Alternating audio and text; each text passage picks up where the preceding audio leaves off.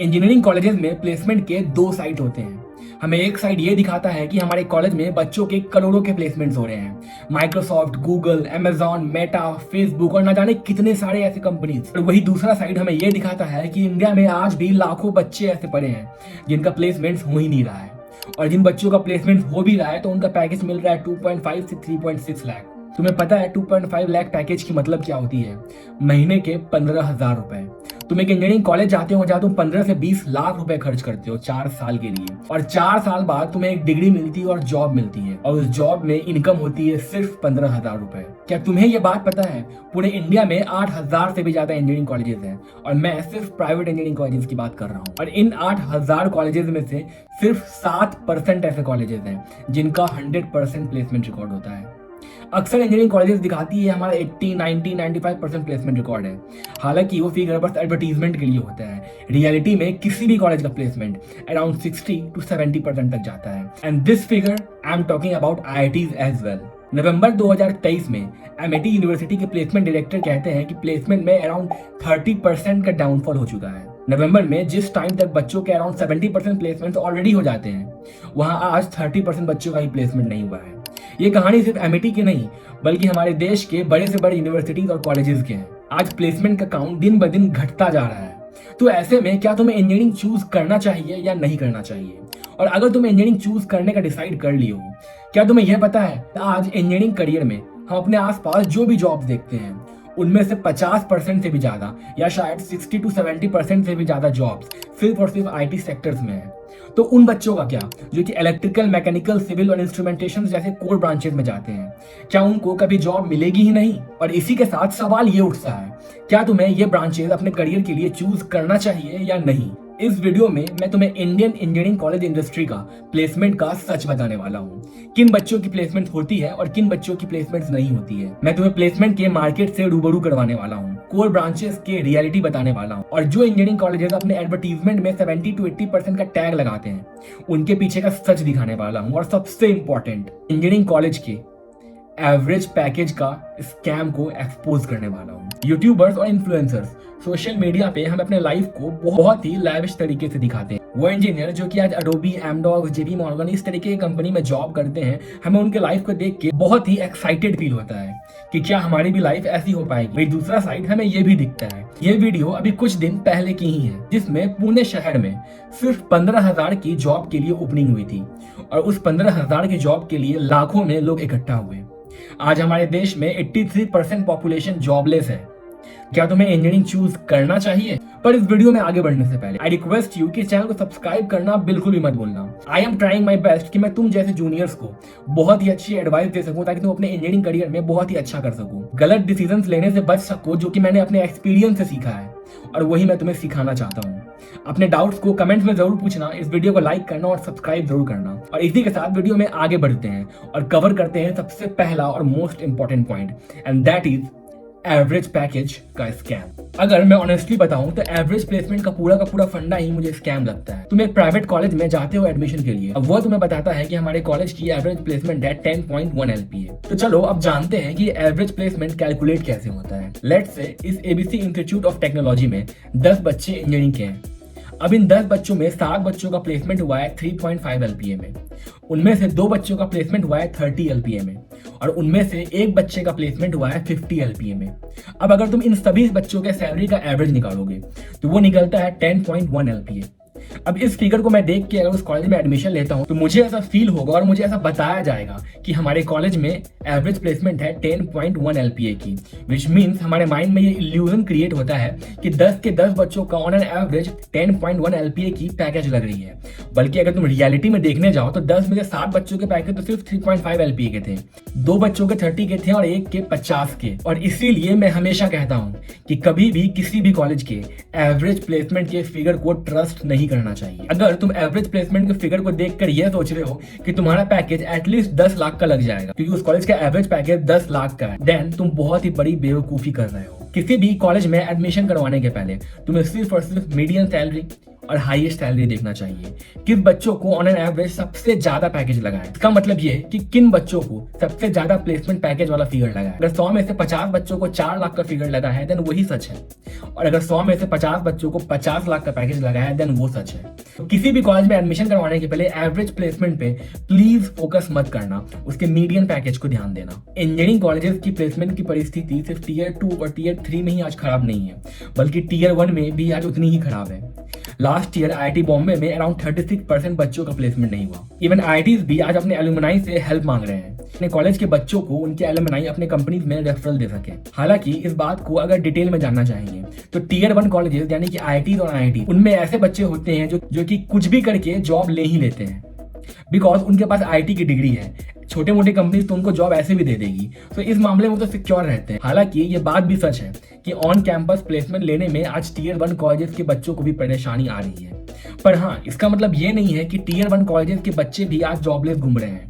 यह बात हो सकता है कि कॉलेजेस के बच्चों को उस वक्त ऑन कैंपस प्लेसमेंट ना लगे, पर इसका मतलब ये नहीं कि उनको जॉब कभी लगेगी ही नहीं। टीयर 1 के कॉलेजेस के बच्चों की डिमांड ऑटोमेटिक बहुत हाई होती है। अगर मैं टीयर 3 कॉलेज से बिलोंग करता हूँ और तुम टीयर 1 कॉलेज से बिलोंग करते हो, हम दोनों ने सेम कोर्स किया है, हम दोनों की नॉलेज भी सेम है, हम दोनों ने सर्टिफिकेशन भी सेम किया है, पर स्टिल अगर हम दोनों साथ में इंटरव्यू देते हैं तो कंपनी तुम्हें चूज करेगी बिकॉज तुम टीयर 1 कॉलेज से बिलोंग करते हो, ना कि टीयर 2 या टीयर 3 से। अब टीयर 2 कॉलेजेस का हाल कैसा है? आज टीयर 2 कॉलेजेस में प्लेसमेंट तो हो रहे हैं, वहां पे 60, 70 to 80% तक प्लेसमेंट हो जाते हैं depending on the colleges, but वो सारे के सारे प्लेसमेंट सीएस और आईटी ब्रांच में ही होते हैं। अगर 100 बच्चों का प्लेसमेंट हो रहा है तो 100 में से 80 बच्चों का प्लेसमेंट सिर्फ सीएस और आईटी में होता है, और सिर्फ 20 बच्चों का प्लेसमेंट कोर ब्रांचेस में होता है। कोर ब्रांचेस की प्लेसमेंट की हालत आज प्राइवेट इंजीनियरिंग कॉलेज में बहुत खराब है। अगर तुम्हें कोर ब्रांच से बिलोंग करते हो देन तुम्हारे पास बहुत ही कम ऑप्शन बचते हैं जिससे कि तुम कोर की फील्ड में जॉब ले सकते हो, या फिर तुम्हारे साथ वैसा ही होता है जो कि मेरे साथ हुआ था। मैंने 4 साल अपने कॉलेज में इलेक्ट्रिकल इंजीनियरिंग की पढ़ाई की, और 4 साल बाद जब मैंने जॉब शुरू किया तो मैं सॉफ्टवेयर इंजीनियर बन गया, जो कि CSIT पढ़ के बनते हैं। हालांकि today I am very much happy, I am very much satisfied with what I am doing, but the reality is जो बच्चे कोर ब्रांचेस में पढ़ने जाते हैं उनका वहां पर सचमुच का इंटरेस्ट होता है। पर आज टीयर 2 कॉलेजेस की हालत ये है कि कोर ब्रांचेस में प्लेसमेंट एकदम ही नहीं होता है। उनको या तो खुद पे डिपेंडेंट होना पड़ता है, या नहीं तो बीटेक के बाद फिर से मास्टर्स करना पड़ता है। इसीलिए अक्सर मैं अपने लगभग हर वीडियोस में कहता हूँ कि अगर तुम्हें इंजीनियरिंग करनी ही है तो प्लीज सिर्फ CSIT और ECE ब्रांच में जाकर करो, बहुत से बहुत इलेक्ट्रिकल ब्रांच में। CSIT के अलावा यही वो 2 ब्रांचेस हैं इनके थ्रू तुम any point of time CS और IT जैसे ब्रांचेस में शिफ्ट कर सकते हो अगर तुम्हें यहाँ पर जॉब नहीं मिल रही हो तो। पर मैकेनिकल, सिविल और इंस्ट्रूमेंटेशन ऐसे ब्रांच हैं जहाँ पे अगर तुम्हें जॉब मिल गई तो बहुत अच्छी बात है, पर अगर तुम्हें वहाँ पर जॉब नहीं मिली तो वहाँ से CS और IT जैसे ब्रांच में शिफ्ट करने में बहुत ही प्रॉब्लम होती है। अब बात अगर टीयर 3 कॉलेजेस की जाए तो टीयर 3 कॉलेजेस के बारे में मुझे कुछ कहना ही नहीं है, बिकॉज टीयर 3 कॉलेजेस की हालत आज इंडिया में बहुत ही खराब है। मैं तुम्हें सजेस्ट करूंगा और रिक्वेस्ट करूंगा कि अगर तुम इंजीनियरिंग करना चाहते हो तो प्लीज टीयर 3 कॉलेजेस में मत जाओ। मोस्ट टीयर 3 इंजीनियरिंग कॉलेजेस में आज उनका प्लेसमेंट सेल भी नहीं होता है, उनके प्रोफेसर भी अच्छे नहीं होते, उनके कॉलेजेस में क्लब्स भी नहीं होता है, और ना ही उनके लैब में प्रॉपर इक्विपमेंट होता है। Engineering is all about practical knowledge. तुम थ्योरी तो बचपन से पढ़ते आ रहे हो, इंजीनियरिंग कॉलेज ही वो जगह है जहाँ पे तुम उन चीज़ों को प्रैक्टिकली लाइफ में अप्लाई करते हो, उन चीज़ों को लैब में सामने से एक्सपीरियंस करते हो, और इन टीयर 3 कॉलेजेस में उनके पास लैब तक नहीं होता है। आई रियली रिक्वेस्ट यू कि अगर तुम्हें किसी टीयर 3 कॉलेज में एडमिशन मिल रहा है तो प्लीज उसमें मत जाओ। पर इस डिस्कशन के बाद सबसे बड़ा सवाल ये उठता है कि क्या तुम्हें अगर IIT NIT जैसे टीयर 1 कॉलेजेस नहीं मिल रहे हैं तो क्या तुम्हें कोर ब्रांचेस लेना ही नहीं चाहिए? क्योंकि जैसा कि मैंने बताया उनमें तो जॉब्स ही नहीं है। अगर उनमें जॉब्स ही नहीं है तो तुम इन कोर ब्रांचेस में एडमिशन कैसे ले सकते हो? यानी कि आज सारे के सारे बच्चों को CS और IT जैसे ब्रांचेस में ही जाना चाहिए। यार अब देखो, कोर ब्रांचेस में प्लेसमेंट का तो बहुत ही पंगा है और इस बात में कोई दोहराई ही नहीं, स्पेशली टीयर 2 और 3 कॉलेजेस में। खैर टीयर 3 कॉलेजेस में CS और IT ब्रांचेस के भी हालत बहुत खराब है, तो कोर ब्रांचेस के तो मैं तो उम्मीद ही नहीं रखता हूँ। मैं तो डायरेक्टली ये सजेस्ट करूंगा कि तुम्हें टीयर 3 में कोर ब्रांचेस तो किसी भी कीमत पे लेना ही नहीं चाहिए। तुम 1 साल ड्रॉप ले लो, किसी और कॉलेज में चले जाओ पढ़ाई करके, बट टीयर 3 कॉलेजेस में कोर ब्रांच लेने की गलती कभी मत करना। पर अगर तुम टीयर 1 कॉलेज में नहीं जा पाते हो और टीयर 2 कॉलेज में जाते हो with core branch, is this a right decision? अब मेरा ये मानना है कि तुम्हें कोर ब्रांच तभी लेना चाहिए अगर तुम श्योर हो कि ये ब्रांच तुम्हें बहुत ही ज्यादा पसंद है, तुम्हें इस ब्रांच में बहुत ज्यादा इंटरेस्ट है। क्योंकि ये बात भी सच्चाई है कि कोर ब्रांच के लोगों की दुनिया में नीड कभी खत्म नहीं होती है। कोर ब्रांच के इंजीनियर्स के नीड आज भी है। It's just the fact that core branches में वैकेंसीज कम होती है। पर अगर तुम्हें इंटरेस्ट है, यानी कि तुम उस ब्रांच में अच्छे से पढ़ाई करोगे, और अगर तुम अच्छे से पढ़ाई करते हो, देन तुम्हें अच्छी जॉब लेने से कोई नहीं रोक सकता है। या फिर तुम्हारे कोर ब्रांच लेने का एक और रीजन बन सकता है, तुम लाइफ में एक नॉर्मल 9 to 5 कॉर्पोरेट जॉब नहीं करना चाहते हो, तुम लाइफ में कुछ रिसर्च करना चाहते हो, तुम मास्टर्स करना चाहते हो, तुम पीएचडी करना चाहते हो, तुम फॉरेन जाके कुछ एमएस करना चाहते हो, then also core branches are really good option. या फिर तुम अगर अपने आप से कॉन्फिडेंट हो कि 4 साल बाद जब तुम ग्रेजुएट हो जाओगे, तुम गेट की एग्जाम क्लियर कर लोगे। गेट वही एग्जाम है जो कि आईआईटी कॉलेजेस में मास्टर्स होने के लिए होता है। या फिर अगर तुम गेट में बहुत ही अच्छा स्कोर लाते हो, देन तुम्हें ढेर सारे प्राइवेट कंपनीज में जो कि बहुत ही अच्छे जॉब देते हैं के रास्ते तुम्हारे लिए खुल जाते हैं। सो कोर ब्रांचेस को ज्वाइन करने का मैंने तुम्हें 3 रीजन दिए। अगर इन तीनों में से एक भी रीजन तुम्हारे लिए सेटिस्फाइड होता है, देन ऑफ कोर्स तुम्हें कोर ब्रांच चूज करना चाहिए। पर तुम्हें कोर ब्रांच डेफिनेटली इसलिए नहीं चूज करना चाहिए बिकॉज तुम्हें सीएसआईटी में सीट नहीं मिल रही है। अगर तुम्हें सीएसआईटी में सिर्फ सीट नहीं मिल रही हो इसलिए तुम कोर ब्रांच को चूज कर रहे हो, देन 4 साल के बाद भी तुम्हें जॉब के लिए बहुत ही मेहनत करना पड़ेगा। उससे अच्छा तुम ड्रॉप ले लो, थोड़ी सी पढ़ाई कर लो और अगले साल फिर से आओ और सीएसआईटी जैसे ब्रांच में ही जॉब लो, ना कि कोर ब्रांच में। पर अगर तुम्हारा इंटरेस्ट है, द फील्ड इज योर्स। पर इन सब डिस्कशन के बाद एक बहुत ही कॉमन सा सवाल आता है, who will get the job? Job फिर किसे मिलेगी? क्या तुम्हें इंजीनियरिंग करियर चूज करना भी चाहिए कि नहीं? क्योंकि मैंने तुम्हें यह बताया कि कोर ब्रांचेस में तो जॉब बहुत ही मुश्किल से मिल रहे हैं, और जो ऊपर के ब्रांचेस हैं यानी कि सीएसआईटी, ईसी, इलेक्ट्रिकल, इन ब्रांचेस में जॉब तो मिल रहे हैं, पर मैक्सिमम बच्चों को जॉब 2.5 से 3.5, 3.6 और 4 LPA के जॉब मिल रहे हैं। और बहुत ही कम और क्रीम लेयर के ऐसे बच्चे होते हैं जिनको 20, 30 और 40 LPA के पैकेज मिलते हैं। क्या तुम्हारे 3 LPA के पैकेज में, यानी कि अराउंड 22 से 25 हज़ार रुपए महीने की सैलरी में, क्या तुम्हारा गुजारा हो जाएगा? और तुम्हारे इंजीनियरिंग कॉलेज में इतने पैसे खर्च करने के बाद इतने कम पैसे की जॉब लेना एक वैलिड रीजन है तुम्हारे इंजीनियरिंग करियर को चूज करने का? चल, इसका जवाब तुम्हें मैं देता हूँ। इंडिया एक बहुत ही पॉपुलेटेड कंट्री है, यहाँ पे लाखों लोग हैं। सिर्फ इंजीनियरिंग में हर साल 10 लाख से भी ज्यादा इंजीनियर ग्रेजुएट होते हैं और उन 10 लाख बच्चों को जॉब चाहिए। तो ये बात तो बहुत ही फैक्चुअल है कि हमारा कंपटीशन मार्केट में बहुत ही बढ़ता जा रहा है, पर इसका मतलब ये नहीं है कंपटीशन के डर से तुम मैदान ही छोड़ दो।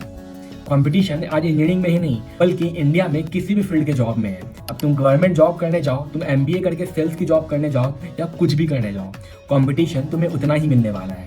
इवन इस बात की कोई गारंटी नहीं है कि तुम्हें मास्टर्स करने के बाद भी 10 LPA के ऊपर की पैकेज लग जाएगी। लोग बैचलर्स करते हैं 4 साल, फिर 2 साल मास्टर्स भी करते हैं और उसके बाद भी 15,000 की सैलरी में जॉब कर रहे होते हैं। तो इस बात की गारंटी तो कभी थी ही नहीं, ना ही कभी होगी। तुम्हें खुद पे बिलीव करना होगा, तुम्हें कंपटीशन से फाइट करना होगा और तुम्हें कंपटीशन के लिए और टेक्नोलॉजी शिफ्ट के लिए खुद को तैयार रखना होगा। अगर तुम्हारा इंटरेस्ट है तो तुम कोर ब्रांच में जाओ, you have to be crystal clear. और अगर तुम्हारा इंटरेस्ट नहीं है देन ड्रॉप लो या जो भी करो, प्लीज सिर्फ और सिर्फ सीएसआईटी में जाओ। भले ही हर साल 10 लाख से भी ज्यादा बच्चे ग्रेजुएट होते हैं, पर हर दिन मार्केट में इतने सारे जॉब अपॉर्चुनिटीज क्रिएट होते हैं जिसके बारे में तुम्हें अंदाजा भी नहीं है। यह बात सच है कि जब तुम कॉलेज से ग्रेजुएट होते हो तो तुम्हें 3 लाख की पैकेज लगती है, और उनमें से मैं भी एक था। पर प्राइवेट आईटी सेक्टर ही एक ऐसा सेक्टर है जो कि तुम्हें एक्सपोनेंशियल ग्रोथ होने का मौका देता है। सिर्फ 1 साल का एक्सपीरियंस करने के बाद तुम्हारी पैकेज 3 से 6 लाख पहुंच सकती है। 6 लाख से अगले ही साल 12 से 13 लाख पहुंच सकती है और उसके अगले साल 15 से 20 लाख तक भी पहुंच सकती है।